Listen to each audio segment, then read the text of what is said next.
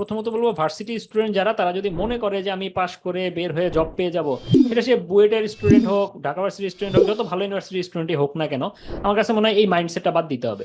যে আমি পাশ করে বের হয়ে সিএসসি পাশ করছি, এই গ্রাজুয়েশন ডিগ্রি দিয়ে আমি জব পেয়ে যাব, এই চিন্তা ভাবনা করলে সে বিপদে পড়বে। হ্যাঁ, শুধু আমি একটা কোর্স করছি, শুধু আমার ডিগ্রি আছে, এগুলো দিয়ে আসলে এখন রিক্রুটারদেরকে কনভিন্স করাটা সম্ভব না। যারা হুম। শিখতেছে বা যারা হচ্ছে টেকনোলজি ট্র্যাকে আসতেছে, তারা আসলে জানেই না যে তারা আসলে কি শিখতে যাচ্ছে বা কেন শিখতে যাচ্ছে। আমাদের টেকনোলজি ট্র্যাকে যেটা লার্নারদের একটা সবচেয়ে বড় সমস্যা হয়, সেটা হচ্ছে যে তারা জাস্ট অনেক রিসোর্স দেখতেছে কিন্তু হ্যান্ডস অন সেগুলো নিয়ে কাজ করতেছে না।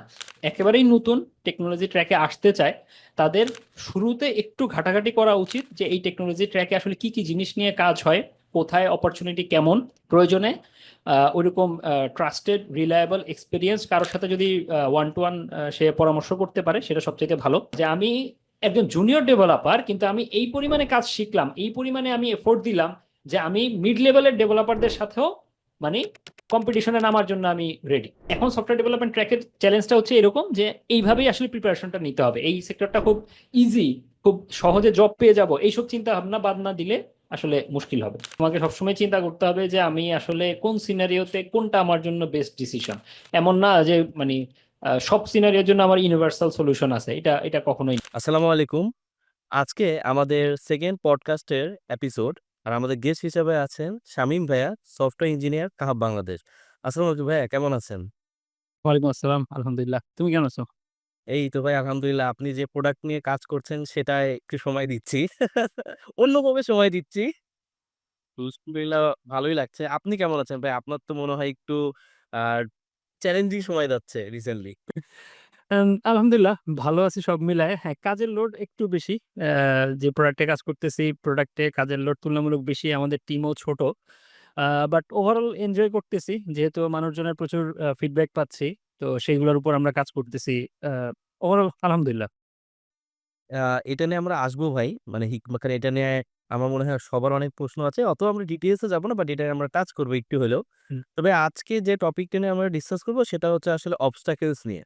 বাধা কি, কি পেতে পারে একজন সফটওয়্যার ইঞ্জিনিয়ার হতে গেলে বা এমনকি সফটওয়্যার ইঞ্জিনিয়ার হওয়ার পরেও। আ কারণ হচ্ছে আমরা অনেক সময় ভালো কথাই শুনি। তো দেখা গেল চ্যালেঞ্জেস বা কি, কি ডিফিকাল্টিজ হতে পারে যেটা আসলেই সত্য। কম বেশি সবাই ফেস করে এগুলা। তো সেগুলো নিয়েই ডিসকাস করব। তো একদম শুরু থেকে যদি আসি যে ১ম এই এখন যারা শিখতে চায় এই প্রোগ্রামিং বা কোনো একটা সেক্টর টেক ফিল্ডে ১ম যে স্ট্রাগল করে সেটা হচ্ছে রিসোর্স এর অভাব তো নাই। প্রচুর রিসোর্স দেখা যায়। সে আসলে কোন রিসোর্স থেকে শিখবে সেটা আপনি আসলে কিভাবে সাজেস্ট করেন? কারণ এখন পেইড কোর্স হতে পারে, ফ্রি কোর্স হতে পারে। তো যেকোনো একজন লার্নার কিভাবে শিখতে পারে? মানে আপনার যদি একটা স্টুডেন্ট থাকে, আপনার নিজের স্টুডেন্ট যেহেতু আপনিও অনেক স্টুডেন্ট পড়িয়েছেন। তো আপনি তাকে কি সাজেস্ট করবেন যে from scratch থেকে শুরু করলে সে কিভাবে শিখবে? আচ্ছা। এখানে কোন রিসোর্স ইউজ করে শিখবে বা কোথা থেকে শিখবে এটার আগে ডিসাইড করতে হবে হচ্ছে সে আসলে কি শিখতে চায় এবং কেন শিখতে চায়। আ আমার মনে হয় এই জায়গাটাতে সবচাইতে বেশি প্রবলেম মানুষজন ফেস করে যে যারা হুম। শিখতেছে বা যারা হচ্ছে টেকনোলজি ট্র্যাক এ আসতেছে, তারা আসলে জানেই না যে তারা আসলে কি শিখতে যাচ্ছে বা কেন শিখতে যাচ্ছে। তো তারা কি করে যে দেখলো যে আশেপাশের কয়েকজন মিলে একটা কোর্সে জয়েন হইছে। তো সেও গিয়ে ওই কোর্সে জয়েন করে। বা কেউ একজন খুব বেশি মানে হাইপ তুলে মার্কেটিং করতে পারছে। সেই মার্কেটিংটা দেখে তার খুব পছন্দ হইছে। সে হয়তো সেটা করা শুরু করছে। বাট আমার কাছে মনে হয় যে এইটা আসলে রং অ্যাপ্রোচ। তোমাকে আসলে জানতে হবে যে তুমি মানে কোথায় যাওয়ার জন্য রওনা দিছো, হ্যাঁ? এখন তুমি যদি ঢাকা থেকে নোয়াখালী যাওয়ার জন্য রওনা দাও, তোমার প্রিপারেশন একরকম হবে। তুমি যদি সৌদি আরব যাওয়ার জন্য রওনা দাও, প্রিপারেশন ডিফারেন্ট হবে, রাইট? সো তোমাকে আগে ডিসাইড করতে হবে তুমি কোথায় যেতে চাও।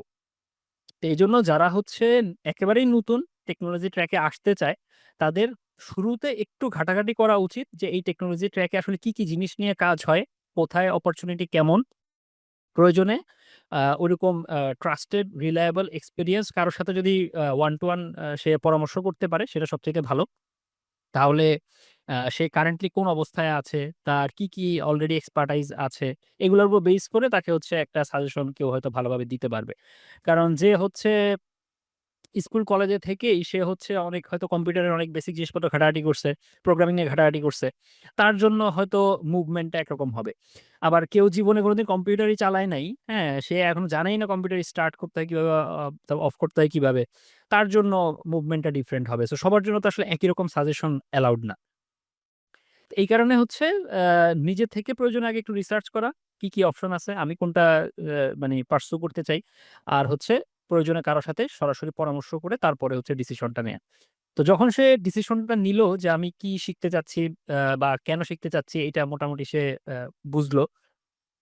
তখন হচ্ছে তার এই রিলেটেড যে ফ্রি রিসোর্স গুলা আছে, একটু কোয়ালিটি রিসোর্স, কারণ এখন তো অনেক রিসোর্সেরই মোটামুটি রিভিউ পাওয়া যায়। লাইক যেমন আমি যদি হুম। ইউটিউবের একটা ভিডিও দেখি, আমি প্রথমেই ভিডিও দেখা শুরু না করে আমি আগে একটু কমেন্ট সেকশনটা দেখতে পারি।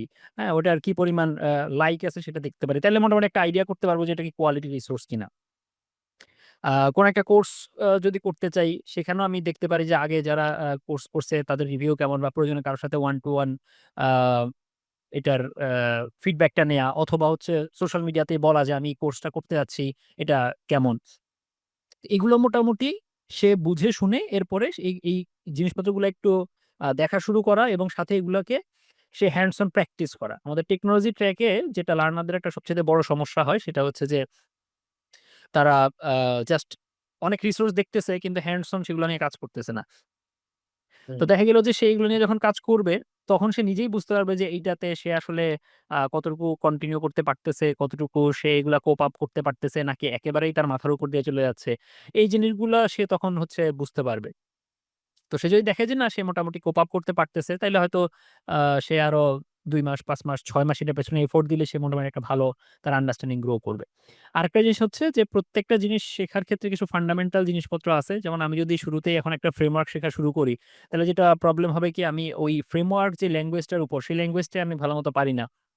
অথবা যদি এটা একটা ওয়েব ফ্রেমওয়ার্ক হয়, তাহলে আমি ওয়েবের কনসেপ্ট গুলা জানি না। তখন যেটা হবে যে আমি আসলে আমার যতই ট্যালেন্ট থাকুক না কেন, আমি ওই ফ্রেমওয়ার্কটা শিখতে গিয়ে কিছু জায়গায় হয়তো হোঁচট খাবো।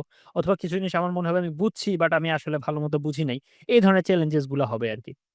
তো এই বিষয়গুলো মাথায় রেখে আমার কাছে মনে হয় যে লার্নিং টাতে ফোকাস করা, বা লার্নিং এর নিজের একটা প্ল্যান রেডি করা। জাস্ট কেউ একজন বলল যে হ্যাঁ, আ এই ট্র্যাকে অনেক ভালো অপরচুনিটি আছে। আর আমি সেটা দেখেই জাস্ট মানে নেমে পড়লাম কোন কিছু না বুঝে। তাইলে যেটা হবে যে আমি আসলে খুব দ্রুত এখান থেকে ছিটকে পড়ব। এই ক্ষেত্রে ভাই ২ টা হেল্পফুল জিনিস বলেছেন। একটা হচ্ছে যেটা বললেন যে YouTube এ কমেন্ট দেখা। এটা কিন্তু আসলে খুবই ইম্পোর্টেন্ট আমি মনে করি অ্যান্ড অলসো কবে রিলিজ হয়েছে টিউটোরিয়ালটা। হ্যাঁ, কারণ এক্সাক্টলি। হচ্ছে আমাদের টেক ফিল্ড এত জলদি চেঞ্জ হচ্ছে যে এই টিউটোরিয়াল ৫ বছর আগে সেটা হচ্ছে এখন লেটেস্ট গুলো দেখা উচিত। কমেন্ট দেখা গেল অনেক সময় কমেন্টে বলতেছে যে ওয়ার্ক করতেছে না। তো এটা দেখে কিন্তু বোঝা যায় বা অনেক সময় আসলে ইন্সট্রাক্টররাই নিজে থেকে রিপ্লাই দেয়। তো এখানেও বোঝা যায় যে আমি যদি এখানে আটকায় যাই তাহলে আমাকে আসলে হেল্প করার জন্য আছে কেউ না কেউ। অলসো অনেক সময় এক্সাক্টলি। গ্রুপ আছে কিনা? যেটা আমাদের আলহামদুলিল্লাহ অনেক YouTube চ্যানেলের গ্রুপও থাকে। তো সেখানেও পাওয়া যেতে হুম। পারে। অলসো আই গেস যেটা বললেন ভাই যে কোর্সের ক্ষেত্রে ওয়ান টু ওয়ান কথা বলা। কারণ আমরা মার্কেটিং এর এই গেমে একদম ফেঁসে যাই। দেখা গেল পোস্টটা করেছে হচ্ছে ২,০০০ জন। কিন্তু ১০ জন ভালো রিভিউ দিচ্ছে। তাদের ভালো লাগতেই পারে। হয়তো তারা খুব ভালো ছিল। কিন্তু আমি হয়তো আরো ১০ জনের সাথে রিয়েল কথা বলে বুঝতে পারবো যে আসলে কোর্সের কি অবস্থা। তো I guess এই ২ টা খুবই হেল্পফুল ছিল সাজেশন। এখন ভাই আরেকটা বিষয় চলে আসে। আমরা যখন শিখা শুরু করি বা আমিও যখন ছিলাম কম্পিউটার সায়েন্স ফিল্ডে বা স্টুডেন্ট হিসেবে ছিলাম অন্যজনকে দেখলে মনে হতো আচ্ছা ও তো আমার চেয়ে অনেক ভালো। কারণ আসলে এই ফিল্ডে এমন কেউ না কেউ থাকবে যে আপনার চেয়ে বেটার। হয়তো সে খুব তাড়াতাড়ি প্রবলেম গুলো সলভ করতেছে বা তার হচ্ছে ন্যাচারালি ডিজাইন সেন্স খুব ভালো বা তার ডেভেলপমেন্ট স্পিড খুব ভালো বা তার পারফরম্যান্স খুব ভালো। এই ক্ষেত্রে আমার মনে হয় এটা কম বেশি সবাই ফিল করে। যে আচ্ছা সে হয়তো আমার চেয়ে ভালো এই ফিল্ডটা কি আমার জন্য না। তো এই ক্ষেত্রে কি করা উচিত? যে আমি এই সিচুয়েশন গুলো কিভাবে হ্যান্ডেল করব? যেহেতু আমাদের এটা মানে ডিসকাশন সেশন, জাস্ট হচ্ছে মনে হয় কোয়েশ্চেন অ্যান্সার সেশন হিসেবে কন্টিনিউ না করে আমি তোমার কাছ থেকে জানতে চাই, ধরো তুমি এই ধরনের সিনারিওতে তুমি কিভাবে জিনিসটাকে ফেস করো, বা আমরা তো সবাই আসলে কোনো না কোনো সময় এই ধরনের সিনারিও গুলো লাইফে ফেস করছি, রাইট? এগুলার কোনো ইউনিভার্সাল অ্যান্সার নাই। ধরো একটা জিনিস আমি আমার মতো করে বুঝি, আমি হয়তো আমার মতো করে ওই সিনারিওটা হ্যান্ডেল করি। আবার তুমি হয়তো ওই জিনিসটা ডিফারেন্ট ভাবে হ্যান্ডেল করো। সো আমি আমারটা অবজারভেশন শেয়ার করার আগে তোমারটা একটু শুনি যে তুমি জেনারেলি আসলে কিভাবে হ্যান্ডেল করো? হ্যাঁ, এটা তো খুবই সুন্দর হয়ে আচ্ছা এই ক্ষেত্রে আ একটা বিষয় সেটা হচ্ছে আমার কন্ট্রোলে যেটা আছে আমি সেটাতে ফোকাস থাকার মাঝে, মাঝে চেষ্টা করি বেশি। কারণ আসলে সে হয়তো প্রবলেম সলভিং এ খুব ভালো। হয়তো আমার এমন একটা কোয়ালিটি আছে যেটা তার মধ্যে নাই। তো আসলে এই ক্ষেত্রে প্রথমত আমার স্ট্রেংথ অ্যান্ড আমার উইকনেস টাকে বোঝা। আমি হয়তো একটা কোয়ালিটিতে ভালো সেটা নিজেকে রিমাইন্ডার দেওয়ার সময় মোটিভেশন এর জন্য আচ্ছা সে হয়তো প্রবলেম সলভিং এ ভালো। আমার হয়তো এই ডেভেলপ করার নলেজ তার চেয়ে বেটার। মেবি এরকমভাবে একটা কিছু হতে পারে। অথবা হচ্ছে আমার কমিউনিকেশন তার চেয়ে বেটার। সে হয়তো এখানে অনেক পিছিয়ে। এরকমভাবে একটা থাকতে পারে যে আমি আমার স্ট্রেংথটা দিয়ে একটু নিজেকে আগায় রাখার চেষ্টা করব। আর হচ্ছে যেখানে আমার ল্যাকিংসটা আছে যতটুক সম্ভব সেটা আসলে কভার আপ করা। কারণ একটা আছে হচ্ছে খুব ন্যাচারালি খুব ভালো। যেটা বললাম হয়তো তাকে প্রবলেম দিলেই আ কম্পিটিটিভ প্রোগ্রামে কোনো প্রবলেম সলভ করতে দিলে সে সাথে, সাথে করে দিচ্ছে। কিন্তু এমনও আছে যে আপনি এট লিস্ট এটাতে খারাপ না। সেটা আমি নিজের ক্ষেত্রে চেষ্টা করছি। আচ্ছা আমি খারাপ না। আমি প্রবলেম দিলে আমি পারবো। হয়তো সে এই প্রবলেমটা সলভ করতেছে হচ্ছে মেবি ২০ মিনিটে, আমি হচ্ছে এই প্রবলেমটা ৪০ মিনিটে সলভ করব। মানে আমি যাতে খারাপ না হই আর ইমপ্রুভমেন্ট টা যাতে থাকে। তো আমার নিজের ক্ষেত্রে পার্সোনালি সেটা হচ্ছে একটা হচ্ছে নিজের স্ট্রেংথ টা বুঝা যে আচ্ছা ও হয়তো আরেকটা জায়গায় ভালো অবশ্যই সে আরেকটা জায়গায় হয়তো অতটা ভালো না। খুব কম মানুষই আছে যে সব বিষয়ে খুবই ভালো। তো আমারও হয়তো এমন একটা কোয়ালিটি আছে যেটা অন্যরা দেখে হয়তো ভাবতেছে যে আচ্ছা এই জায়গায় তো আমি খুব ভালো। তো নিজের স্ট্রেংথ টা বুঝা যাতে আমি ডিমোটিভেটেড না হয়ে যাই। আর যেখানে আসলে আমার উইকনেস আছে সেই জায়গায় হয়তো আমি চেষ্টা করব যে আস্তে, আস্তে যতটুকু সম্ভব সেটা ওভারকাম করা। এটা আমার ক্ষেত্রে আমি যেটা চেষ্টা করে থাকি ভাই। এক্সাক্টলি। তুমি খুব সুন্দরভাবেই একদম টু দ্য পয়েন্টেই বলছো। আমি জাস্ট এটার সাথে একটু এড করব। সেটা হলো ১ম কথাই হচ্ছে এটা যে আমি যদি আরেকজনকে আমার থেকে বেশি ট্যালেন্টেড দেখি, আমার থেকে আরেকজনকে মনে হয় যে সে বেশি সাকসেসফুল হয়ে যাচ্ছে। আ এইটা নিয়ে আসলে এত ওরিড হওয়ার কিছু নাই। কারণ ১ম কথা হচ্ছে সাকসেসের ক্রাইটেরিয়া একেকজনের কাছে একেক রকম। সেকেন্ড হচ্ছে যে সে হয়তো কথার কথা যে আমরা যখন ভার্সিটিতে পড়তেছি, আমার থেকে আরেকজনের রেজাল্ট হয়তো অনেক ভালো। তখন আমার কাছে হয়তো একটু মনে হইতে পারে যে, "আরে আমার রেজাল্ট তো ভালো হইতেছে না, ও তো পড়াশোনায় অনেক ভালো।" কিন্তু ১০ বছর পরে দেখা গেল যে ও আমার থেকে অনেক নিচের লেভেলে থাকতে পারে। কেন? কারণ হচ্ছে ওই যে ওইটাই যে একেকজনের সাকসেস ক্রাইটেরিয়া, সাকসেস লেভেল বা হচ্ছে এফোর্ট লেভেল একেক রকম। যেমন কথার কথা যে ছেলেটা সিএসই তে পড়তেছে, সে প্রোগ্রামিং এ খুবই ভালো। সে হয়তো কি হইলো যে আ খুব বড় একটা কোম্পানি লাইক আ গা Google, Facebook এর মতো কোনো কোম্পানিতে সে বেশ ভালোভাবে ইঞ্জিনিয়ার হয়ে গেল। আবার তার সাথেই আরেকজন সে প্রোগ্রামিং এ হয়তো ওর মতো ভালো না, কিন্তু তার হয়তো আরো বেশ কিছু এক্সট্রা কারিকুলার এক্টিভিটিস স্কিল আছে। সে হয়তো আ কমিউনিকেশন স্কিলে খুব ভালো। সে হয়তো প্রোগ্রামিং এর জিনিসপত্র জানে, বাট তার আরো এডিশনাল এমন কিছু স্কিল আছে যেটা দিয়ে সে হইলো কি, সে হয়তো একটা বিলিয়ন ডলার কোম্পানির মালিক হয়ে গেল। সো তাইলে কিন্তু ওই যে একটা সময় যে একজন আরেকজন থেকে পিছায়ে ছিল, ১০ বছর পরে ২০ বছর পরে ২ জন কিন্তু সেইম একই লেভেলে একজন আরেকজন থেকে পিছায়ে থাকবে। ব্যাপারটা কিন্তু এরকম না। সো সময়ের সাথে, সাথে এই সাকসেস মেট্রিক্সটা চেঞ্জ হয়ে যাইতে পারে। সো এইজন্য আরেকজন আমার থেকে এই মুহূর্তে বেটার। এইটা নিয়ে আমি আসলে ওরিড হওয়ার কিছু নাই। আর 2nd আরেকটা পয়েন্ট হচ্ছে এইটা সবসময় মাথায় রাখা যে হার্ড ওয়ার্ক বিটস ট্যালেন্ট। দেখো কথার কথা যে তুমি আমার থেকে অনেক বেশি ট্যালেন্টেড। হ্যাঁ? তুমি এবং সেই ট্যালেন্ট তোমার মধ্যে আছে এটা ফিল করে তুমি আসলে খুব বেশি এফোর্ট দাও না। বাট আমি অনেক বেশি এফোর্ট দিতেছি। তাইলে দেখা গেল কি ৬ মাস পরে আমি তোমাকে খুব সহজে ছাড়ায় যাবো। কারণ আমি অনেক বেশি আমার কনসিস্টেন্সি অনেক বেশি। আমি অনেক বেশি হার্ড ওয়ার্ক করতেছি। কিন্তু তুমিও যে অনেক নিজেকে অনেক ট্যালেন্টেড মনে করে তুমি আসলে গা ছাড়া দিয়ে গেছো। তখন দেখা যাবে কি আমি আসলে তোমাকে ক্রস করে অনেক আগে চলে যাবো। সো এই কারণে যেহেতু এই বিষয়গুলো অনেক ফ্যাক্টরের উপর ডিপেন্ড করে, এইজন্য আরেকজন আমার থেকে বেশি ভালো, আরেকজন আমার থেকে বেশি সাকসেসফুল এগুলো নিয়ে ওরিড হওয়ার কিছু নাই। আমি হয়তো ২ বছর ৫ বছরের মধ্যে আমার হার্ড ওয়ার্ক, আমার কনসিস্টেন্সি, আমার এফোর্ট এর কারণে আমি ওকে ছাড়াইয়া চলে যাবো। সো এগুলা আসলে মানে এগুলো নিয়ে ওরিড হওয়া বা এগুলা নিয়ে আসলে নিজের ফোকাস থেকে সরে যাওয়াটা আসলে নিজের জন্যই লস।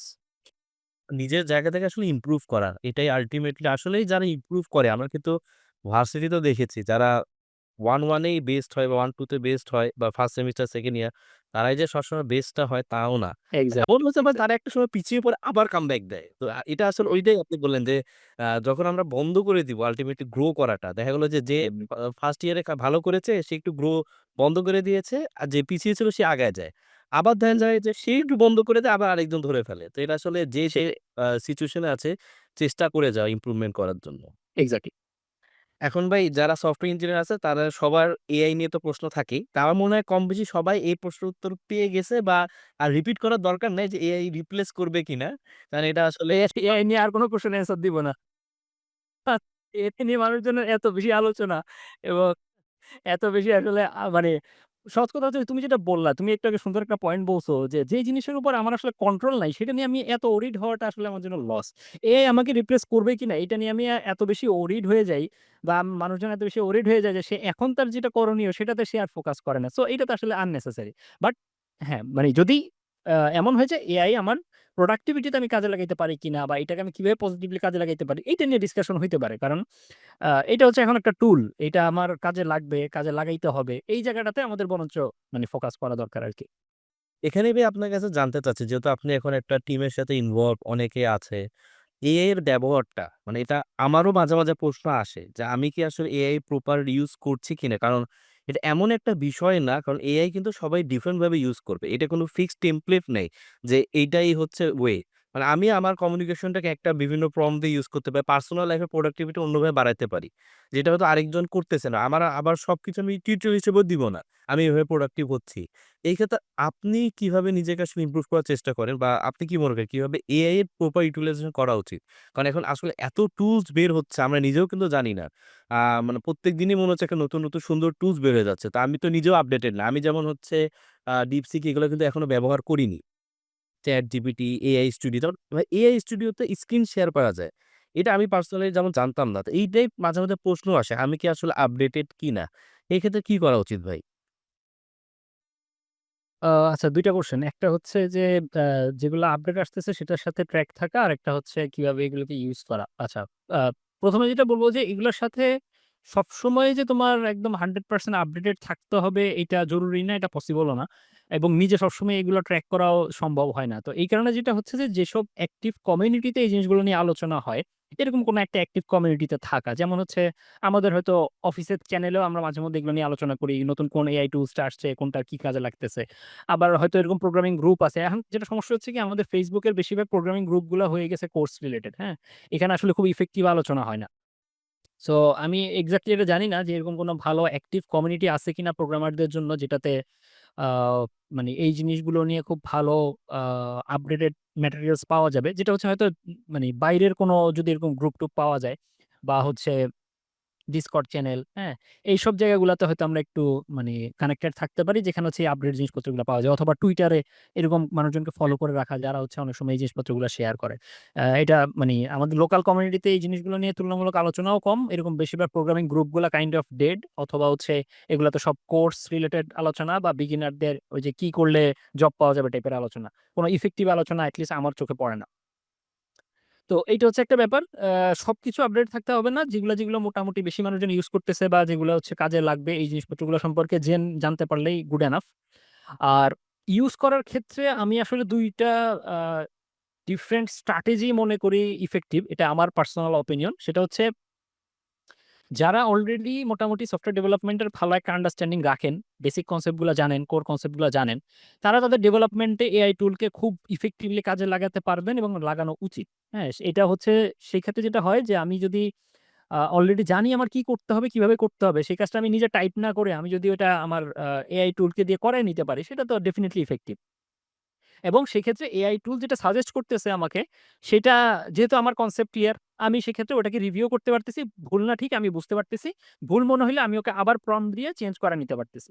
সো সিনিয়রদের ক্ষেত্রে আমার কাছে মনে হয় যে এটা তুলনামূলক মানে ইজিয়ার এবং সিনিয়রদের আসলে এই টুলে আরো বেশি আ মানে ইফেক্টিভলি ইউজ করতে পারা উচিত।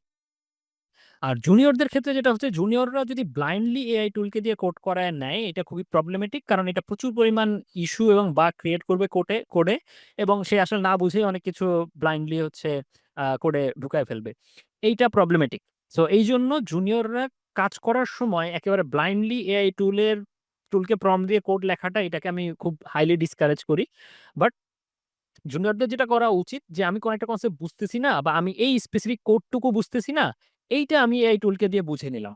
হ্যাঁ, আমি ওর কাছ থেকে বোঝার চেষ্টা করলাম যে আমার এই স্পেসিফিক কোডটা কি করতেছে বা এই কনসেপ্টটা আসলে কি?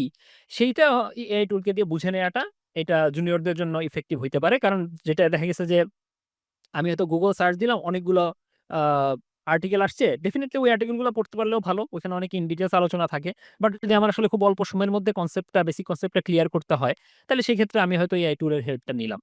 কিন্তু আ সিনিয়ররা যত ইফেক্টিভলি এআই টুলকে তাদের ডেভেলপমেন্ট এ কাজে লাগাইতে পারবে, জুনিয়ররা আমার কাছে মনে হয় যে আরেকটু সময় নেওয়া উচিত। কারণ জুনিয়রদের আসলে আ বেসিক কনসেপ্ট গুলা বা লার্নিং এর জায়গাটাতে আরেকটু বেশি এফোর্ট দেওয়া উচিত। একদম খুব বেশি এআই টুলের উপর ডিপেন্ডেন্ট না হয়ে। এই ক্ষেত্রে আমার আসলে এটা মনে হয় যারা ফিউচারে প্রোগ্রামার হবে বা এট প্রেজেন্ট যারা স্টুডেন্ট তাদের জন্য আসলে এটা হিউজ চ্যালেঞ্জ। কারণ আমি নিজেও কিন্তু আমার ভার্সিটি লাইফ শেষ করছি এই ছাড়াই। আপনি তো পুরাই এগুলা পাননি। তো আমাদের যে অ্যাসাইনমেন্ট দিত বা যারা জুনিয়র কোনো জায়গা থেকেই শিখতেছে, কোনো অ্যাসাইনমেন্ট দিচ্ছে, কোনো একটা জায়গায় স্ট্রাগল করতেছে, আমাদের কিন্তু কোনো ওয়ে ছিল না। পুরা গুগল তারপর হচ্ছে স্ট্যাক ওভারফ্লো এগুলা খুঁজে খুঁজেই প্রবলেমের সলিউশনটা বের করতে হতো বা কোনো ফ্রেন্ডকে ডাইরেক্ট জিজ্ঞেস করতে হইতো, ভালো করে বুঝানোও লাগতো যে একবারেই প্রম্পটটা দিতে হচ্ছে, কারণ ও তো অত সময়ও দিবে না, যে এইটার সলিউশনটা এক্স্যাক্টলি। ভালো করে বুঝানো লাগতো। কিন্তু এখন আসলে আমি জানি না, এখন সিএসসি স্টুডেন্ট হোক বা যারা শিখতেছে কোনো প্রজেক্ট করতেছে, একবার আটকায় যাওয়ার পরেই যদি এআই তে চলে যায়, আর আমি জানি না কতজন আসলে এই অ্যাডভাইসটা নিতে পারবে যে একদম আমি বন্ধ রাখবো এআই। হ্যাঁ, শিখার জন্য ঠিক আছে, ওটা তো সবাই ব্যবহার করবে। কিন্তু এই যে প্রজেক্ট করার সময় বা কোনো অ্যাসাইনমেন্ট করার সময় যারা ব্যবহার করবে, তারা তো আসলে জব লাইফে গিয়ে একটা হিউজ স্ট্রাগল করবেই। আবার জব লাইফেও আপনাকে এআই ইউজ করতে হবে, যাতে হচ্ছে আপনার যাদের সাথে কাজ করতেছেন তারা যাতে খুব বেশি ফাস্ট না হয়। এই ব্যালেন্সটা মনে হয় ভাই খুবই টাফ হবে যারা এখন জুনিয়র আছে। হ্যাঁ, হ্যাঁ, obviously মানে এই জায়গাটাতে এটা হচ্ছে জুনিয়ররা যদি এখন না বোঝে তাইলে যেটা হবে যে তারা আসলে কয়েক বছর পরে হিউজ সাফার করবে এবং আমি দেখছি অলরেডি কমিউনিটিতে যারা সিনিয়র তারা এই জিনিসটা বলে যে আ এখন যারা স্ট্রাগল করবে, এখন যারা হচ্ছে এফোর্ট দিয়ে শিখবে ৪ বছর ৫ বছর পরে যখন এক্সপেরিয়েন্স সিনিয়র ডেভেলপারদের ডিমান্ড এখনকার চাইতে অনেক বেশি বাড়বে। কারণ তখন হচ্ছে এক্সপেরিয়েন্স সিনিয়র ডেভেলপার পাওয়া টাফ হবে। সবাই এখন এআই ডিপেন্ডেন্ট হয়ে যাচ্ছে। তখন এদের ভ্যালুটা বাড়বে। হ্যাঁ? সো এইজন্য কেউ যদি এখন মনে করে আমি এখন ওই যে তুমি যেটা বললা ভার্সিটির প্রজেক্ট অ্যাসাইনমেন্ট আমি এআই দিয়ে করায় ফেললাম। হ্যাঁ, করায় ফেললাম। আমি এখন মার্ক পেয়ে গেলাম। কিন্তু আমি আসলে শিখলাম না। সো আমি আসলে কাজ করতে গেলে এটার জন্য ডেফিনিটলি আটকাবো। এবং আরেকটা তুমি যেটা বলছো যে আমরা অনেক জায়গায় আ এই যে কোন একটা প্রবলেমে পড়ছি, এটা নিয়ে চিন্তা করছি, এটাকে বিভিন্ন রকমভাবে ডিবাগ করছি। কি ভাবে এটা সলভ করা যায় বিভিন্ন রকম ট্রায়াল অ্যান্ড এরর করছি। যার কারণে যেটা হইছে কি আমরা মোটামুটি একটা আইডিয়া হয়ে গেছে কোন সিনারিওতে কোন জিনিসটা কাজ করে, কোন জিনিসটা কাজ করে না। এখন এআই টুল যখন আমাকে সাজেস্ট করে, তখন কিন্তু আমি ব্লাইন্ডলি ধরে ওইটাকে বসায় দিচ্ছি। আমি কিন্তু বুঝতেছিও না যে ও কেন কোন সিনারিওতে এটা কেন সাজেস্ট করলো বা এটা আসলে কিভাবে কাজ করতেছে। আমি দেখলাম কাজ করে কি করে না। তো আমার হয়তো একটা সিনারিওতে কাজ করতেছে বা একটা কেসে কাজ করতেছে। এটা যে আরেকটা এজ কেসে ফেইল করবে, সেটা কিন্তু আমার মাথায় থাকবে না। সো জুনিয়ররা এই জায়গাটাতেই আমার কাছে মনে হয় সবচাইতে বেশি মানে আ স্ট্রাগল ফেস করবে যদি তারা এখন খুব বেশি হাইলি ডিপেন্ডেন্ট হয়ে যায় এআই টুলের উপর। পরে তারা এটার জন্য আসলে সাফার করবে। তারা ইউজ করুক, করতে ফুললি ডিসকারেজ করব না। কারণ কিছু ক্ষেত্রে হয়তো তাদের ওই যে লার্নিং এর ক্ষেত্রে এটা ইফেক্টিভ হইতে পারে। কিন্তু ওই যে এটা মাথায় রাখতে হবে যে মানে ব্যালেন্সড অ্যাপ্রোচ যেন হয়। আমি যেন এটার উপর খুব বেশি মানে ডিপেন্ডেন্ট হয়ে না যাই। এখন ভাই যারা এখন আবার জব পাওয়া লার্নিং এর পর যে স্টেপটা আসে সেটা হচ্ছে যে জব এপ্লাই, ইন্টারভিউ। এই ক্ষেত্রে আমাদের, আপনি যেহেতু Laravel ইন্সট্রাক্টর ছিলেন, এখানে জুনিয়ররা তো আসলে, কারণ Laravel হোক, মার্ন হোক, মানে এখন তো একটু সেক্টরটা পপুলেটেড হয়ে যাচ্ছে। তারা জব পেতে পারে কিভাবে বা কেন আসলে পাচ্ছে না? এটা কি আসলে জব নাই দেখে, নাকি অনেকে আবার বলে জব অনেক আছে? এখানে আসলে প্রবলেমটা কি কোথায়? এটা কি আসলেই মানে স্টুডেন্টদের বেসিক এ সমস্যা? এখানে আসলে ২ দিকেই চ্যালেঞ্জ আছে। প্রথমত হচ্ছে যে মার্কেটে যে অনেক বেশি জব এভেইলেবল এইটাও যেমন না। আবার বেশিরভাগ জবগুলোতেই এক্সপেরিয়েন্সড আ মানুষজন চায়। সো একেবারে জুনিয়র হায়ারিং আসলে তুলনামূলক মানে খুব কমই হয়। তো এই কারণে যেটা হচ্ছে যে এক্সপেরিয়েন্সড মানুষজন চাইলে পরে এইখানে তো তখন হচ্ছে দেখা গেছে জুনিয়ররা এপ্লাই করে, মিড লেভেলের ডেভেলপাররা এপ্লাই করে, সিনিয়ররা এপ্লাই করে। তো ওইখানে তখন কম্পিটিশনটা মানে অনেক ইয়ে হয়ে যায়। আর বেশিরভাগ ক্ষেত্রে কোম্পানিগুলো তখন সিনিয়রদেরকেই প্রেফার করতেছে। জুনিয়ররা তখন হচ্ছে বাদ পড়ে যাচ্ছে। তো এইটা হচ্ছে একটা বড় চ্যালেঞ্জ যে ৫ বছর ১০ বছর আগে সফটওয়্যার ইন্ডাস্ট্রিতে জব পাওয়াটা যত তুলনামূলক ইজি ছিল। কারণ হচ্ছে তখন ডেভেলপার এখনকার চাইতে কম ছিল। জব তুলনামূলক বেশি ছিল। সেই তুলনায় এখন একটু চ্যালেঞ্জিং যে এখন হচ্ছে অনেক বেশি ডেভেলপার মার্কেটে। সেই তুলনায় জব কম। আবার বেশিরভাগ জবেই হচ্ছে এক্সপেরিয়েন্স মানুষজন চায়। কারণ সব কোম্পানি চায় যে আমি এমন কাউকে নিবো যে হচ্ছে আমার কাজটা আসলে সময় মতো উঠায় দিতে পারবে। জুনিয়র একজনকে নিয়ে শিখাবো, এইটা আসলে খুব হাতে গোনা ২-১ টা কোম্পানি ছাড়া কেউ আসলে এই এফোর্টটা দিবে না। তো এই জায়গাটাই হচ্ছে আসলে জব পাওয়াটা এখন বেশ চ্যালেঞ্জিং আমার কাছে মনে হয়। তো জুনিয়ররা এখানে যে কাজটা করতে পারে সেটা হচ্ছে বিশেষ করে প্রথমত বলব ভার্সিটি স্টুডেন্ট যারা তারা যদি মনে করে যে আমি পাস করে বের হয়ে জব পেয়ে যাব। সেটা সে বুয়েটের স্টুডেন্ট হোক, ঢাকা ভার্সিটির স্টুডেন্ট হোক, যত ভালো ইউনিভার্সিটির স্টুডেন্টই হোক না কেন, আমার কাছে মনে হয় এই মাইন্ডসেটটা বাদ দিতে হবে।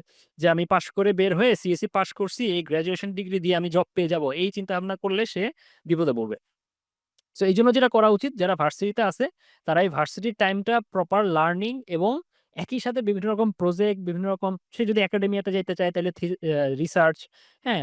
কিন্তু ইফেক্টিভ এমন কিছু কাজ তার করা উচিত, যেটা কিনা সে গ্র্যাজুয়েশন শেষ করে যখন জবে এপ্লাই করবে তখন দেখাইতে পারবে যে আমার জাস্ট ডিগ্রি না, আমার আসলে আরো এই স্কিল গুলা আছে। আমি এগুলা পারি, হ্যাঁ?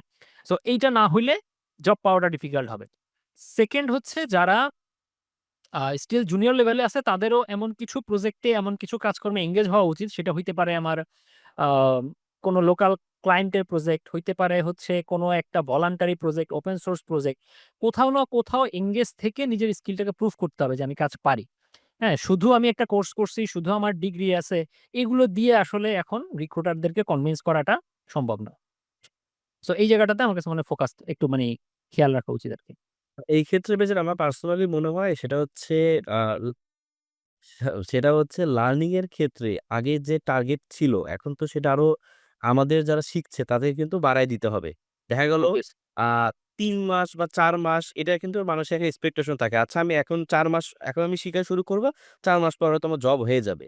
এটা কিন্তু একটা পুরা বড় একটা সমস্যা। কারণ হচ্ছে এটার জন্য তারও সমস্যা হচ্ছে সে ৪ মাস পর যা শিখছে তাড়াহুড়া করে শিখছে, বেসিক স্ট্রং হচ্ছে না, আল্টিমেটলি জব পাচ্ছে না অথবা হচ্ছে সে পরে গিয়ে স্ট্রাগল করবে। আর এটার জন্য আবার যারা কোর্স আ ইয়া প্ল্যাটফর্ম গুলা আছে তাদেরকেও এভাবেই সাজাতে হয়। কারণ তার তো ৪ মাস পরেই জব লাগবে। তাকে যদি আমি এখন সুন্দর মতো ১ বছরের একটা প্ল্যান দেই, যেটা হয়তো তারাও দিতে চাচ্ছে আল্টিমেটলি, তারাও দিতে পারছে না। কারণ হচ্ছে কি এটা কোর্স কেউ করবে না।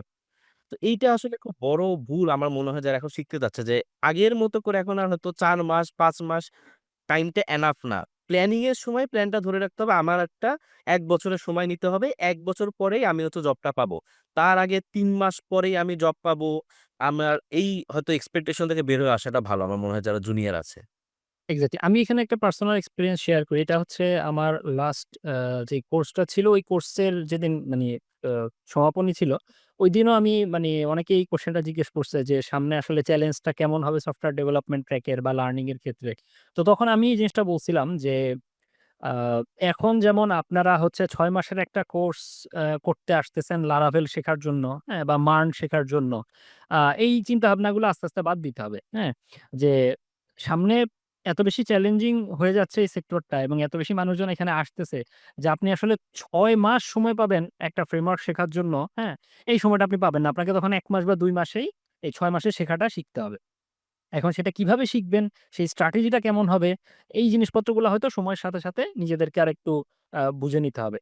এটা ১ নাম্বার। আর 2nd হচ্ছে যে, ওই যে এফোর্ট এর ব্যাপারটা। অনেকে ওই যে তুমি যেটা বললা যে, এখন অনেকে চিন্তা করে আমি ৬ মাসের একটা Laravel কোর্সে বা Marn এর কোর্সে জয়েন করছি। সো আমি ৬ মাস ধরে Laravel শিখব। এখন আমি ৬ মাস ধরে ওই কোর্সের যতটুকু শেখাচ্ছে, এতটুকুই শিখলাম, আর কিছু শিখলাম না। তাইলে কিন্তু আমি আসলে মানে এটা আমার লস। যেমন আমার এই লাস্ট ব্যাচে একটা স্টুডেন্ট ছিল। সে এই ব্যাচে জয়েন করার প্রায় বছরখানেক আগে থেকে সে Laravel শিখতেছে নিজের মতো করে এবং সে ওয়েট করছে যে পরবর্তীতে এই একটা ব্যাচে জয়েন করবে। তো সে তার নিজের মতো করে লম্বা সময় ধরে শিখছে। তার কারণে তার মোটামুটি একটা ফাউন্ডেশন তৈরি হয়েছিল এবং এই ব্যাচে জয়েন করার পরে সে ফুল এফোর্ট দিছে এই পুরা কোর্সটার পেছনে এবং সে ছিল পুরা ব্যাচের মধ্যে টপার, ফার্স্ট। তার পারফরম্যান্স ছিল সবচাইতে বেস্ট। সে সবগুলো অ্যাসাইনমেন্ট প্রজেক্ট সুন্দর মতো করছে এবং তার কাজ হচ্ছে এত ফ্যান্টাস্টিক, মানে আমি চোখ বন্ধ করে যেকোনো জায়গায় তাকে রেফার করতে পারবো। সে যেকোনো মিড লেভেলের ডেভেলপারদেরকে মানে টেক্কা দিতে পারবে, আমি এই কনফিডেন্স আমার ছিল। তার কাজ এত ভালো ছিল। সো এইটা হচ্ছে একটা ব্যাপার যে আমি একজন জুনিয়র ডেভেলপার, কিন্তু আমি এই পরিমাণে কাজ শিখলাম, এই পরিমাণে আমি এফোর্ট দিলাম যে আমি মিড লেভেলের ডেভেলপারদের সাথেও মানি কম্পিটিশন এ নামার জন্য আমি রেডি। মানে এখন সফটওয়্যার ডেভেলপমেন্ট ট্র্যাকের চ্যালেঞ্জটা হচ্ছে এরকম যে এইভাবেই আসলে প্রিপারেশনটা নিতে হবে। এই সেক্টরটা খুব ইজি, খুব সহজে জব পেয়ে যাবো। এইসব চিন্তা ভাবনা বাদ না দিলে আসলে মুশকিল হবে। আমার মনে হয় আপনি যে স্টুডেন্টদের কথা বলে এটাই অ্যাকচুয়ালি হওয়া উচিত। কারণ এই ক্ষেত্রে কি হয় সে ১ বছর ধরে সে এক্সপ্লোর করারও সুযোগ পাবে। যে কারণ সে ১ বছর ধরে Laravel নিয়ে ঘাটাঘাটি করছে, শিখছে। তারপরে কিন্তু কোর্সে আসছে। আমাদের এখন অনেকের ১ম স্টেপটাই হয় কোর্স। সে Laravel এর কিচ্ছু জানে না, সে Marn এর কিচ্ছু জানে না, রোড ম্যাপও জানে না। সে জানে শিখতে হবে কোর্সে ভর্তি ফার্স্ট স্টেপ এইটা। কিন্তু হওয়া উচিত ছিল আমি নিজে আচ্ছা Marn শিখবো, নিজে একটু ট্রাই করে দেখি। YouTube এ তো হুম, ফ্রি রিসোর্স আছেই। আচ্ছা হ্যাঁ, দেখতে, দেখতে আমার ৩ মাস পর মনে হলো আচ্ছা এটা আমার জন্য ভালো লাগতেছে। তখন আপনি চেঞ্জ করেন। কিন্তু মানুষ কি করে কোর্সে ভর্তি হয়। ১ম স্টেপ কি করে কোর্সে ভর্তি হয়ে যাওয়া। কিন্তু সে যে আপনি স্টুডেন্টের কথা বলে সে হয়তো আ অনেক সময় ধরে Laravel শিখছে, নিজের প্রজেক্ট করছে। দেন হচ্ছে একটা গাইডেড এনভায়রনমেন্ট এ আসছে। তো সে তার প্রশ্নগুলো করতে পারতেছে আর পুরো এক স্ট্রাকচার ওয়েতে শিখতে পারতেছে। তো আমার মনে হয় যারা জুনিয়র শিখবে এটা মনে হয় খুব ভালো একটা অ্যাটিটিউড যে ফার্স্ট স্টেপটা যাতে কোর্স না হয়, রাদার দেন ওটা নিয়ে একটু ঘাটাঘাটি করে যখন মনে হবে আমি মোটামুটি পারি, দেন কোর্সটা নিয়ে জাস্ট জবে ল্যান্ড করবে। তাহলে আমার এক্সাক্টলি। এখানে জাস্ট একটা জিনিস মাথায় রাখলে আমার কাছে মনে হয় গুড এনাফ। সেটা হচ্ছে যে আমি কোর্সে ভর্তি হব, আমাকে কোর্স থেকে শিখিয়ে দিবে। এই মাইন্ডসেটটাই বাদ দিতে হবে। আমাকে কোর্স থেকে শিখাই দিবে না। আমি কোর্স করব এই চিন্তা করে যে আমি কোর্স থেকে শিখে নিবো। আমি নিজে খাটবো। আমি ইন্সট্রাক্টরের ১০ টা কোয়েশ্চেন করব। ইন্সট্রাক্টর যেটা শিখায় নাই সেটা নিয়েও আমি তার কাছ থেকে শেখার জন্য গাইডেন্স নিবো। কারণ ইন্সট্রাক্টর যদি পারে তাইলে আমি তার কাছে এই কোয়েশ্চেন করব না কেন? এটা আমার ইভেন টপিকের বাইরে হইলেও আমি এট লিস্ট তার কাছ থেকে এই গাইডেন্সটা নিবো যে এই জিনিসটা আমি কোথা থেকে শিখবো? কিভাবে শিখবো? হ্যাঁ? মানে সহজ কথায় যে শিখবে তার মাইন্ডসেটটা হইতে হবে যে আমি এখানে কোর্স করতেছি, আমি এখানে সময় দিচ্ছি, আমি এখানে টাকা দিছি, আমি শিখবই। হ্যাঁ? এই মাইন্ডসেটটা তার যাইতে হবে। মানে তার এটা চিন্তা করা যাবে না যে আমাকে শিখাই দিবে। এটা তো স্কুলের বাচ্চারা চিন্তা করে। আমি ওই চিন্তা করে যদি কোর্স করতে আসি প্রফেশনাল লাইফে তাইলে তো আর হইল না। হ্যাঁ? সো এই জায়গাটাতে আমার মনে হয় মাইন্ডসেট শিফটটা খুব জরুরি। আর এটা হলে আমার মনে হবে পুরো আউটপুটটাই চেঞ্জ হয়ে যাবে। এজন্য এক্সাক্টলি, কিন্তু এক্সাক্টলি। যারা ভালো ইন্সট্রাক্টর আছেও বা ভালো কোর্স প্রোভাইড করছে এগুলো সব ঠিক আছে। কিন্তু আল্টিমেটলি দেখলো ১০০ স্টুডেন্ট ভর্তি থাকলে ৫ জন, ১০ জন বা ২০ জন কোর্স শেষ করে ১০ জন জব পায়। কিন্তু আসলে হবে ছিল এত ভালো একজন ইন্সট্রাক্টর ক্লাস নিচ্ছে, তার কাছে আমরা যাতে বেস্টটা নিতে পারি। কিন্তু ওই যে স্টুডেন্টও প্রেজেন্ট থাকে না, দেখা গেল ৬ মাসের কোর্সে ১ মাস পর সে নাই। তো আসলে এটা আসলে একটা বড় সমস্যা।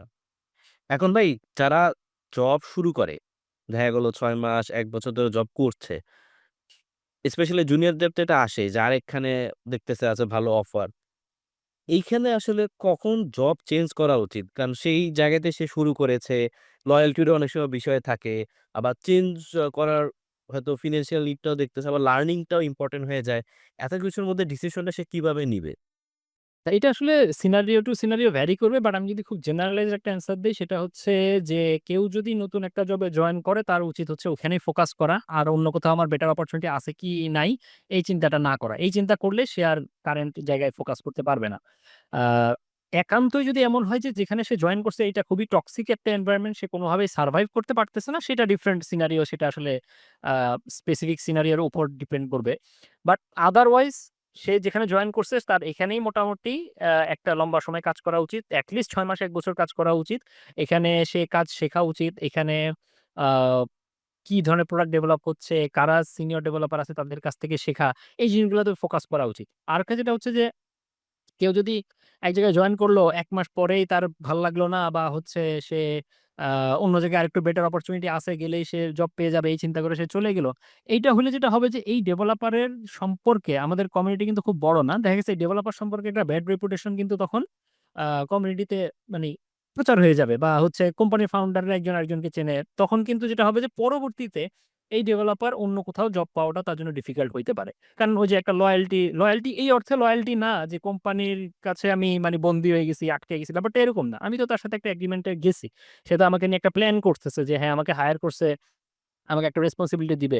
এখন আমি ৳৫,০০০ আরেক জায়গায় বেশি পেলাম দেখে পরের মাসে জব ছেড়ে হুট করে চলে গেলাম। এটা তো আসলে খুব মানে বাজে একটা মেন্টালিটি।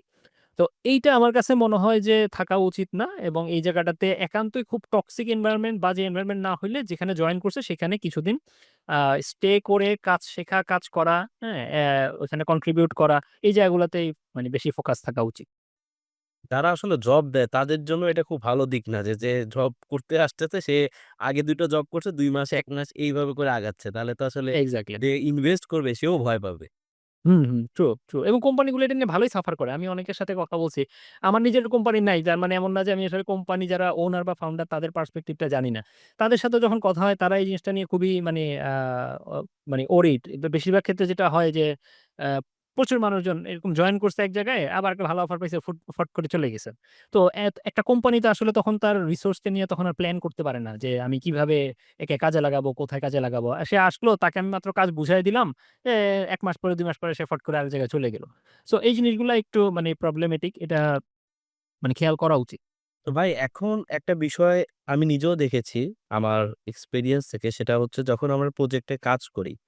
তো প্রজেক্টে ক্লায়েন্ট বা যাদের জন্য আমরা করি না কেন তাদের একটা কিন্তু টাইমলাইন থাকে। যে এই সময় অনেক সময় ক্লায়েন্ট নিজেই বলে যে আমার এই সময়ের মধ্যে লাগবে বা আমাদেরকেই যারা নিজেরাও প্রোডাক্ট বানায় দেখা গেল অনেক প্রেশার বা কম্পিটিটর বা এই কারণে একটা ফিক্সড ডেডলাইনে আমাদের প্রজেক্টটা বা প্রোডাক্টটা রিলিজ দিতে হয়।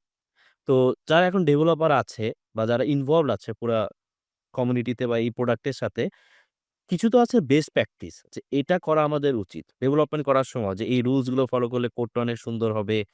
আবার ঐদিকে একটা চাপও থাকে যে ডেডলাইন এর চাপ, প্রোডাক্টের রিলিজ দিতে হবে এটা চাপ। বারবার ক্লায়েন্ট জিজ্ঞেস করতেছে কবে হবে? রিলিজ হবে। তো এই ক্ষেত্রে আসলে কিভাবে এটার ব্যালেন্স করা যায় যে বেস্ট প্র্যাকটিসটা ফলো করতে গেলে আবার হয়তো একটু সময় বেশি লেগে যেতে পারে। কিন্তু পরের জন্য ভালো। আবার এখানে প্রোডাক্ট রিলিজ এটা খুবই গুরুত্বপূর্ণ হয়ে যাচ্ছে। এই ক্ষেত্রে ব্যালেন্সটা কিভাবে করবে কেউ? আচ্ছা, এটা একটা ভালো কোয়েশ্চেন। সেটা হচ্ছে আ এইটা সিনারিওর উপরও অনেক ক্ষেত্রে ডিপেন্ড করে। মানে ওভারঅল সফটওয়্যার ইঞ্জিনিয়ারিং ট্র্যাকটাই হচ্ছে আ ট্রেড অফ এর খেলা। হ্যাঁ? মানে তোমাকে সবসময় চিন্তা করতে হবে যে আমি আসলে কোন সিনারিওতে কোনটা আমার জন্য বেস্ট ডিসিশন। এমন না যে মানি সব সিনারিওর জন্য আমার ইউনিভার্সাল সলিউশন আছে। এটা কখনোই নেই। সফটওয়্যার ইঞ্জিনিয়ারিং এ সবসময় তুমি ইভেন সিম্পল একটা জিনিস যে ধরো তুমি একটা আ সর্টিং অ্যালগরিদম ইউজ করবা। সর্টিং অ্যালগরিদম অনেকগুলা আছে। এর মধ্যে এমন না যে একটাই সর্টিং অ্যালগরিদম বেস্ট সব সিনারিওতে এপ্লাই করা যাবে এরকম না। সিনারিওর উপর বেস করে এমন হইতে পারে যে ডিফারেন্ট একটা সর্টিং অ্যালগরিদম হয়তো বেটার হইতে পারে।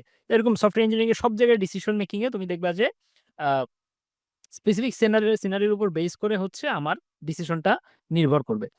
তো সফটওয়্যার ডেভেলপমেন্টে এই যে বেস্ট প্র্যাকটিস আ খুব মানে পিউরিস্টদের মতো করে ফলো করা, এইটা যেমন একটা জিনিস।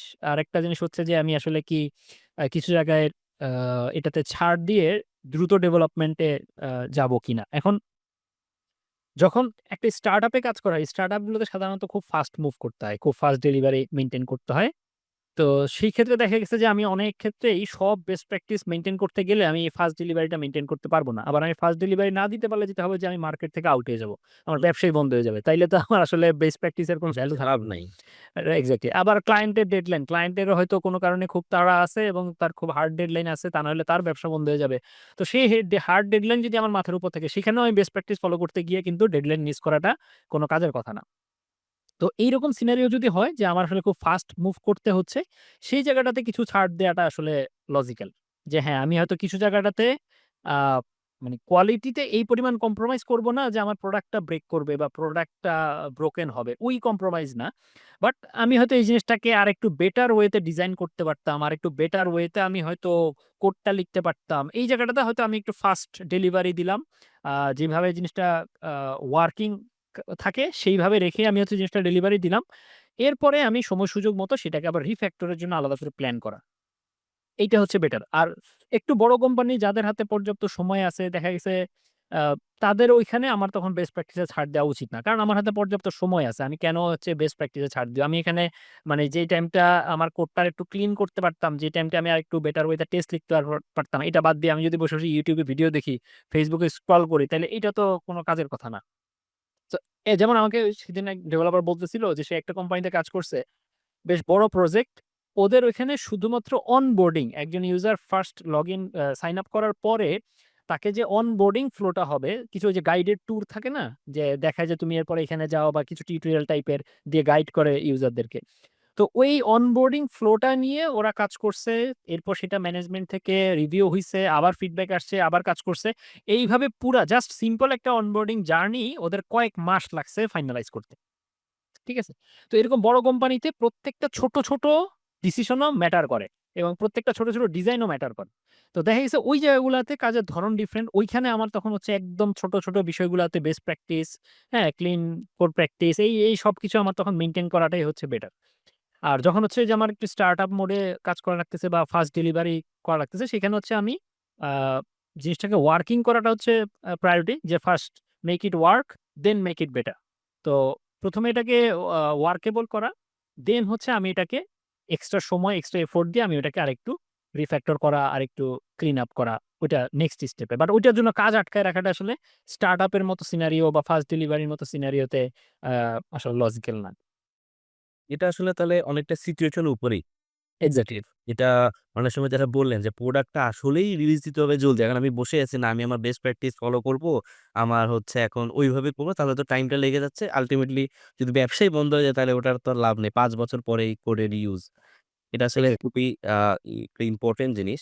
ডেডলাইন মিট করা। আবার ওইদিকে যদি সময়ও থাকে এটাও বুঝতে পারা যায় যখন সময় আছে আমি রিল্যাক্স হয়ে গেলাম। যাতে রিল্যাক্স হয়ে গেলাম তখন হচ্ছে আমি বেস্ট প্র্যাকটিসটা মেইনটেইন করলাম না।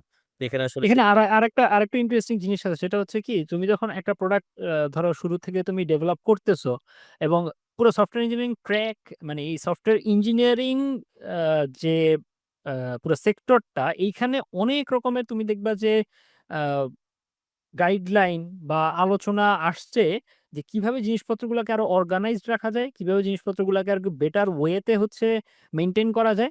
তো এই আলোচনাগুলো কেন আসছে? এই আলোচনাগুলো আসছে এই কারণেই যে কারণ সময়ের সাথে সাথে একটা সফটওয়্যার প্রোডাক্ট আনঅর্গানাইজড হয়ে যায় এবং সময়ের সাথে সাথে একটা সফটওয়্যার প্রোডাক্ট অনেক ক্লামজি হয়ে যায়। তো যেহেতু শুরু থেকে আমি জিনিসগুলো মাথায় রাখলে আমি একটু বেটার ওয়েতে মেনটেন করতে পারবো, এই জন্যই কিন্তু এই গাইডলাইনগুলো আসছে। এখন তুমি এসব গাইডলাইন তোমার মাথায় আছে, ফাইন। এখন তুমি একটা সফটওয়্যার ডেভেলপ করা শুরু করছো, তুমি এখন একরকম ভাবে কাজ করছো, কিছুদিন পরে অনেক রকমের ডিসিশন চেঞ্জ হয়, বিজনেস লেভেলের ডিসিশন। তখন প্রোডাক্টটাতে অনেক রকম চেঞ্জ আসে এবং তুমি সেই চেঞ্জের উপর বেস করে কোপ আপ করতেছো। তো দেখা গেল কি, একদম শুরুতে প্রোডাক্টের যে প্ল্যানটা ছিল, ১ বছর পরে ওই প্রোডাক্টটার ওই জায়গাতে নাই, অনেক রকম চেঞ্জ হয়ে গেছে। এখন এই যে ১ বছর পরে যে চেঞ্জেস গুলো হয়েছে, এটা কিন্তু তুমি প্রোডাক্টের শুরুতে জানতা না। তো তুমি কিন্তু আসলে ওইটার উপর প্ল্যান করা কোনোভাবেই তোমার সম্ভব ছিল না। তার মানে কি, যে ১ বছর যাওয়ার পরে এখন প্রোডাক্টটাতে যেই সিচুয়েশনটা তৈরি হইছে, আমার কোড বেস বলি, আর্কিটেকচার বলি, সিস্টেম ডিজাইন বলি, পুরা জিনিসটা এমন একটা লেভেলে আসছে, এখন যখন আমি আবার এই পুরা জিনিসটার দিকে আলাদা করে তাকাচ্ছি, তখন আমি বুঝতেছি যে কোন জায়গাগুলাতে আমার আরেকটু বেটার ইমপ্রুভমেন্ট এর সুযোগ আছে, যেটা কিন্তু আমি একদম শুরুতে জানতাম না এবং তখন থেকে আমার এই প্ল্যানগুলা করা সম্ভব ছিল না। সো ইমপ্রুভমেন্টটা হইতে হবে হচ্ছে গ্র্যাজুয়ালি এবং আ একটা লেভেলে যাওয়ার পর তখন আবার একটু পেছনে ফিরে তাকাইতে হবে। দেখতে হবে যে ওকে, আমি এই কাজগুলা যে গত ৬ মাসে করছি, গত কয়েক মাসে করছি, এইটা কি আমি এখনকার current business decision, current situation এ থেকে ওইটাকে আরেকটু ইমপ্রুভ করতে পারি কিনা? সো এইটা প্ল্যান করার দরকার নেই যে আমি শুরু থেকে সবকিছু প্ল্যান, সবকিছু অর্গানাইজড রেখে আমি সফটওয়্যার ডেভেলপ করতে পারবো। এটা রিয়েলিটি না। এটা হয় না। হ্যাঁ? সময়ের সাথে সাথে দেখা গেছে আমার আগের ডিসিশন গুলাতে আবার কোনো ইম্প্রোভাইজেশন লাগবে কিনা, কোনো চেঞ্জেস লাগবে কিনা, এই জিনিসগুলা বোঝা যায়।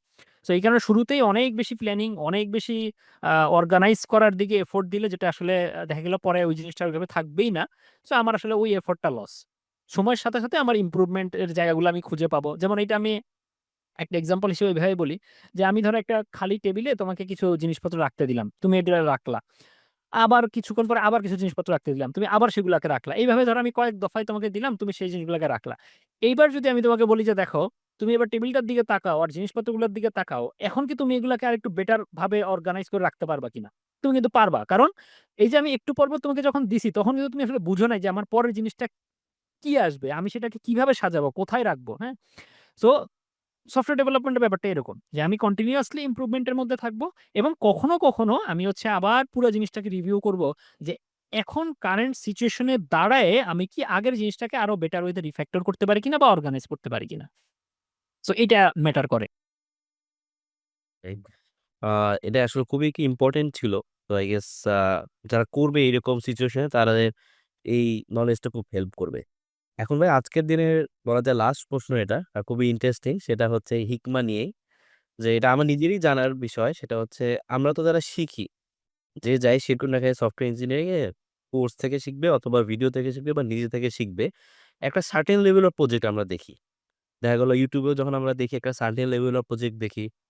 তারপর কোর্সও, কারণ কোর্স যদি এরকম প্রজেক্ট করায় তাহলে তো ওদের সময় আর কুলাবে না। ১ বছর হলো ২ বছর হয়তো লাগবে। আর আসলে সম্ভবও না। সবকিছু আসলে দেখেও শিখা সম্ভব না। বা যখন জুনিয়ররা প্রজেক্ট শুরু করে কোনো সফটওয়্যার কোম্পানিতে দেখা গেল অতটা কমপ্লেক্স প্রজেক্ট দেয়া হয় না বা আরেকজন থাকে বা সব সিম্পল ই-কমার্স এইরকমই থাকে। এরকম হিকমার মতো একটা প্রোডাক্ট যেখানে আসলে Facebook এটার সাথে কম্পেয়ার করা হচ্ছে, যেটা হচ্ছে আমরা সবচেয়ে হয়তো বেশি ইউজ করি। কারণ একটা হচ্ছে আপনার ডেভেলপ করতে হচ্ছে, আর আমি পার্সোনালি খুব ভালো লাগতেছে। আবার মানুষের অনেক ফিডব্যাকও থাকবে, "ভাই এটা কেন নাই?" কারণ Facebook এর সাথেই তার মাথায় হচ্ছে কম্পারিজনটা আসতেছে। তো এইরকম সিচুয়েশন এ ভাই মানে কেউ যদি বড় হয়ে সাপোজ এখন শিখতেছে বা জুনিয়র, সে এরকম একটা কমপ্লেক্স প্রজেক্টে ভবিষ্যতে কাজ করতে চায়, তার কিভাবে আগানো উচিত?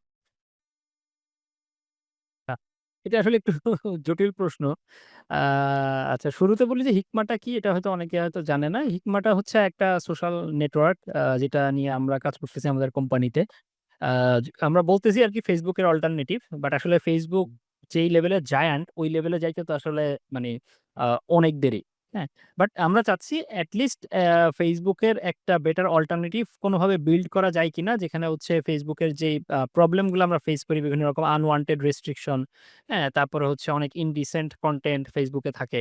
এই জিনিসগুলো থেকে আমরা আরেকটু বেটার কোনো একটা অল্টারনেটিভ এ যাওয়া যায় কিনা? এইটা হচ্ছে আমাদের প্ল্যান। এখন আমি যদি ওই প্রোডাক্ট লেভেলের আলোচনার বাইরে গিয়ে জাস্ট ইঞ্জিনিয়ারিং সাইডটা নিয়ে আলোচনা করি। তো এই প্রজেক্টটা হচ্ছে আমার লাইফে এখনো পর্যন্ত সবচেয়ে বড় প্রজেক্ট এবং সবচেয়ে চ্যালেঞ্জিং প্রজেক্ট। আর যেটা হচ্ছে কি, তুমি অনেক ধরো লার্জ স্কেল সিস্টেম ডিজাইন নিয়ে অনেক আর্টিকেল পড়তে পারবা, অনেক তুমি টিউটোরিয়াল দেখতে পারবা, কিন্তু যতক্ষণ না তুমি ফেস করতেছো ততক্ষণ ওইসব নলেজ দিয়ে আসলে কিচ্ছু যায় আসে না। হ্যাঁ, তুমি এখান থেকে একটা আইডিয়া পাবা, হ্যাঁ, যে এই জিনিসপত্রগুলো খেয়াল করতে হয় বা এই জিনিসপত্রগুলোকে হয়তো ইউজ করলে বেটার রেজাল্ট পাওয়া যাইতে পারে, বাট স্টিল তোমার হ্যান্ডস অন তুমি যে জিনিসটা ফেস করবা, এই লার্নিংটা হিউজ। সো এইটা আমার লাইফের এখন পর্যন্ত সবচেয়ে বড় চ্যালেঞ্জিং প্রজেক্ট, এবং এটা আমার জন্য আমি মনে করি যে আমার লাইফের সবচেয়ে বড় লার্নিং প্রজেক্ট। হ্যাঁ, আমি এখান থেকে যেই জিনিসটা শিখবো এটা মানে হিউজ। এটা আমি আসলে মানে যত টিউটোরিয়াল দেখি, যত আর্টিকেল পড়ি, কোনো কিছু থেকে এই জিনিসটা এভাবে শিখতে পারবো না। তো আমি এটাকে লার্নিং পার্সপেক্টিভ থেকেই দেখতেছি। আমরা অনেক রকমের চ্যালেঞ্জ ফেস করতেছি, অনেক রকমের ফিডব্যাক পাচ্ছি, এবং আহ, কাজ করতে গিয়ে আমরা যে জিনিসপত্রগুলো সামনে আসতেছে সেগুলোকে এনালাইজ করার চেষ্টা করতেছি, এটা কিভাবে আরো বেটার ওয়েতে করা যায়। হ্যাঁ, তো এইটা কন্টিনিউয়াস একটা প্রসেস। আমরা অলরেডি আলহামদুলিল্লাহ বেশ ভালো একটা ফিডব্যাক পাইছি। অনেক পরিমাণ ইউজার অলরেডি অনবোর্ড হইছে। বাট আমরা মনে করতেছি এখন পর্যন্ত যে ইউজার অনবোর্ড হইছে, সামনে এটা খুব দ্রুতই কয়েক গুণ বেড়ে যাবে। সো এই পরিমাণ ইউজারের লোড হ্যান্ডেল করা, এই পরিমাণ ইউজারকে সার্ভ করার জন্য যা করার দরকার, আমরা সেই জায়গাগুলোতে ফোকাস করার চেষ্টা করতেছি। একই সাথে যেমন ফিচারগুলো আমরা চেষ্টা করতেছি যথাসম্ভব বাগ ফ্রি রাখার জন্য। আ আর সাথে হচ্ছে স্কেলেবিলিটির ব্যাপারগুলো আছে, অপ্টিমাইজেশন এর ব্যাপারগুলো আছে। তো এই জিনিসগুলো আমাদের একটা কন্টিনিউয়াস ইমপ্রুভমেন্ট এর মধ্য দিয়ে যাচ্ছে। আমরা বিভিন্ন রকমের দেখা গেছে কিছু ক্ষেত্রে কোনো একটা সলিউশন এপ্লাই করে ট্রাই করতেছি যে এইটা আসলে কাজ করতেছে কিনা। হ্যাঁ? আ তো এটাই আরকি। মানে এখানে অনেক রকমের ডিফারেন্ট টাইপের চ্যালেঞ্জ আছে। আমরা ওই চ্যালেঞ্জগুলো নিয়ে কাজ করতেছি, ওই জিনিসগুলো সলভ করার চেষ্টা করতেছি। ওগুলোকে আ বিভিন্ন রকম সলিউশন দিয়ে দেখতেছি যে ওগুলার আসলে রেজাল্ট কেমন আসে। হ্যাঁ, এইভাবে হয়তো একটা সময় গিয়ে এই জিনিসটা মোটামুটি একটা স্টেবল পর্যায়ে যাবে ইনশাআল্লাহ। এরকম বড় প্রজেক্টে ভাই এটাই একটা চ্যালেঞ্জ থাকে যে আপনার স্কেলেবল এর বিষয়টা যেটা বলে এখন অলরেডি অনেক ইউজার্স আছে। কিন্তু সাডেনলি এটা আরো অনেক গুণ বাড়তে পারে। তো সেটার ক্ষেত্রেও আপনাদের আসলে ওই ব্যাকআপটা রাখা, এটা নিয়ে চিন্তা করা। কারণ আমরা তো যেটা বললাম প্রজেক্ট যখন করি এত কিছু তো আসলে মাথায় থাকে না। তো কতজনই বা সেটা ইউজ করে। আর যারা টিউটোরিয়াল বানায় তারাও হয়তো এই বিষয়গুলো কখনো বলে না। এটা আসলে নিজে শিখা সে বিষয়টা। এই ক্ষেত্রে ভাই মানে এটা কি এক্সপেরিমেন্টাল বেসিস ই হয়? মানে আপনার যখন কিছু করতে হয় যেহেতু আপনার আমি জানি না টিউটোরিয়াল কিরকম পান বা এই ক্ষেত্রে আ হেল্প কিরকম পান এক্সটার্নাল সোর্স এ। তো এখানে আপনি ইমপ্লিমেন্ট করেন কিভাবে? কারণ এগুলো তো আসলে খুব বেশি রিসোর্স এভেইলেবল নাই। যেটা বললাম স্ট্যাক ওভারফ্লো হোক, মানে এগুলো তো মানুষ করেই ছাড়ে না। তো এই ক্ষেত্রে আপনাকে কি মানে যারা শিখবে এই লেভেলে যারা যাবে ওই ক্ষেত্রে কি এক্সপেরিমেন্ট করতে হবে নাকি প্রসেসটা কি থাকে আপনি কিছু করার ক্ষেত্রে? আচ্ছা, আমি যদি অনেস্টলি বলি, মানে আমরা টিমে যে কয়জন কাজ করতেছি, একদম আমাদের সিটিএ থেকে শুরু করে আমরা যে কয়জনই এই প্রজেক্টে ইনভলভড, আ এখন পর্যন্ত যতগুলা চ্যালেঞ্জ আমরা ফেস করছি এবং যতগুলা চ্যালেঞ্জ আমরা মানে মোটামুটি সাকসেসফুলি রিজলভ করছি, সবগুলো জায়গাতে আমাদেরকে হেল্প করছে আমাদের মানে ফাউন্ডেশনাল নলেজ। হ্যাঁ? এমন না যে আমি একটা ইস্যুতে পড়ছি, সেই জিনিসটা আমি ChatGPT রে দিয়ে হচ্ছে বা ওই মুহূর্তে গুগল করে সলভ করব। এইটা আসলে তুলনামূলক কমই হইছে। যেটা বেশিরভাগ সময় হইছে যে ইস্যু যখন আ আসছে সামনে, সেই ইস্যুটার ধরন কি? ইস্যুটা মানে এররটা কেন হচ্ছে? ইস্যুটা কেন হচ্ছে? আমরা সেই জিনিসগুলাতে ফোকাস করছি। আ ওইটার রিলেটেড ডেটা গুলাকে এনালাইজ করার চেষ্টা করছি। হ্যাঁ? মনিটরিং আরো কিভাবে বেটার করা যায় সেই জায়গাগুলোতে ফোকাস করছি, এবং সেই ডেটার উপরেই আমরা ডিসিশন নিছি। লাইক ফর এক্সাম্পল ধরো কোনো কারণে যদি আমার ডেটাবেজে অনেক বেশি হিট আসতেছে, তাইলে আমাকে ফোকাস করতে হবে যে এই ডেটাবেজের হিটটা আমি কিভাবে কমাইতে পারি। আমি যদি দেখি যে কোনো একটা কোয়েরি অনেক বেশি সময় নিচ্ছে রেসপন্স করতে, বা কোনো একটা কোয়েরি অনেক বেশিবার চলতেছে, তাইলে ওইটাকে আমার অপ্টিমাইজেশন করার চিন্তা করতে হবে। আমি যদি দেখি যে আমার রিসোর্স অনেক বেশি ইউটিলাইজ হচ্ছে, বা আ রিসোর্স অনেক বেশি ওভারফ্লো হয়ে যাচ্ছে, যার কারণে আমার এটা সিস্টেমকে ইমপ্যাক্ট করতেছে। তখন আমাদের খেয়াল করতে হইতেছে আমরা কিভাবে রিসোর্সটাকে আরো বেটার ওয়েতে ইউজ করতে পারি, এবং যাতে রিসোর্স ওভারফ্লো না হয়। সো বেসিক্যালি ওই সবগুলো জায়গাতেই তোমার যখন এই ফাউন্ডেশনাল আইডিয়াটা থাকবে যে আমার আসলে এই ধরনের সিনারিওতে এই জিনিসটাতে ফোকাস করতে হবে, তখন তুমি তুলনামূলক অনেক ইজিলি রিজলভ করতে পারবা। তা নইলে তুমি কিন্তু আসলে ধরো কথার কথা যে তোমার আ মনে করো যে তোমার ডেটাবেস লক হয়ে গেছে। এখন তুমি এটা কতক্ষণে Google সার্চ করবা যে ডেটাবেস লক হইছে আমি কি করব? আর Google রে তুমি কিভাবে বুঝাবা যে আমার সিনারিওটা কি? কিছু ক্ষেত্রে হয়তো হ্যাঁ, যে ChatGPT টাইপ বা Google থেকে কিছু সলিউশন হয়তো পাওয়া যায়। স্পেসিফিক এররটাকে আমি হয়তো দিয়ে বললাম যে এই এররটা কেন হচ্ছে এটা ডিবাগ করো বা এটা সলিউশন দাও। বাট স্টিল তোমার এই ধরনের স্কেলেবল সিস্টেমে তোমার মানে ফাউন্ডেশনাল নলেজটা অনেক বেশি ইম্পোর্টেন্ট। হ্যাঁ, আদারওয়াইজ তুমি আসলে বেশিরভাগ সিনারিওতেই ইস্যুটা ইমিডিয়েটলি সলভ করতে পারবে না। এই অ্যান্সার পাবো এটা আমি কোনো এক্সপেক্ট করিনি। মানে আসলে মানে যেহেতু আমি নিজে এরকম প্রোডাক্টে কাজ করিনি, তো মানে আসলে যে ফাউন্ডেশন নলেজটা মানে এটা আসলে যারা শিখছে তাদের জন্য একটা পজিটিভ দিক। যারা আসলে খুব সময় দিয়ে কোনো কিছু শিখে পুরা বেসিক গুলো ফলো করে যে ফাউন্ডেশনের নলেজটা আসলে কখনো বৃথা যায় না। কারণ যত টেকনোলজি আসুক আল্টিমেটলি সেই ফাউন্ডেশনের উপর বেস করেই তো বানানো। যে স্ট্যাকটাই আসুক না কেন। তো এটা আই গেস খুবই হেল্পফুল। তো জাযাকাল্লাহ ভাই আজকে সময় দেওয়ার জন্য। আশা করি কিছু কমন প্রশ্ন যেটা মাথায় আসতে পারে একজন সফটওয়্যার ইঞ্জিনিয়ারদের এই পথে আসার সেগুলো আমরা অ্যাড্রেস করতে পেরেছি। আর ইনশাআল্লাহ হয়তো কমেন্টে কোনো যদি প্রশ্ন আসে আমরা চেষ্টা করব সেটা নিয়ে অ্যান্সার করার। ইনশাআল্লাহ। আ অসংখ্য ধন্যবাদ আমাকে ডাকার জন্য। আর হচ্ছে ওই যেটা বলতেছিলাম যে আমাদের আসলে কমিউনিটিতে আরো ইফেক্টিভ আলোচনা হওয়া উচিত। আমাদের শুধুমাত্র হচ্ছে আ কি শিখবো, কিভাবে শিখবো এইগুলার চাইতে একদম স্পেসিফিক সিনারি স্পেসিফিক জিনিসপত্রগুলো নিয়ে আ আলোচনা করা উচিত। যেমন এই যে এখন আমি আ আ এই প্রজেক্টে কাজ করতে গিয়ে অনেক কিছু শিখতেছি। এখানের স্পেসিফিক প্রবলেম, স্পেসিফিক সলিউশন আমরা কোনটা কিভাবে সলভ করছি, এটা হয়তো একটা সময় গিয়ে আমরা আলোচনা করতে পারবো। এখনই হয়তো যেহেতু মাত্র শুরুর দিকে আমরা ওই জিনিসগুলো হয়তো এখনই ওইভাবে এক্সপোজ করতে পারবো না। বাট ইঞ্জিনিয়ারিং চ্যালেঞ্জের জায়গাগুলা এই জিনিসগুলো নিয়ে আলোচনা হওয়া উচিত বা হচ্ছে যারা অলরেডি আরো বড়, বড় প্রজেক্টে কাজ করতেছেন। আমাদের অনেক কমিউনিটিতে অনেক ভাই আছেন যারা হচ্ছে এরকম বড়, বড় চ্যালেঞ্জিং প্রজেক্টে কাজ করেন। তারা তাদের এক্সপেরিয়েন্স গুলো যদি শেয়ার করেন, আমার কাছে মনে হয় যে এইটা অনেক বেশি ইফেক্টিভ হবে যারা শিখতেছে। সো একদম গতানুগতিক আলোচনা এগুলো তো হয়ই। এর বাইরেও আসলে ইন ডেপথ অনেক টপিকে হয়তো আলোচনা করার সুযোগ আছে যেটা আশা করি হয়তো উইডেভস একাডেমি পরবর্তীতে এই ধরনের এরকম সেশন আলোচনা আ আ এরেঞ্জ করবে ইনশাআল্লাহ। তো আমাকে আজকে ইনভাইট করার জন্য অসংখ্য ধন্যবাদ। আর ইনশাআল্লাহ পরে আবার কখনো কথা হবে। ইনশাআল্লাহ ভাই আপনার ফিডব্যাকটা নিলাম আর আমরা চেষ্টা করব যে এইরকম প্রোগ্রাম আরেঞ্জ করার। ইনশাআল্লাহ। আসসালামু আলাইকুম ভাই। ওয়ালাইকুম আসসালাম।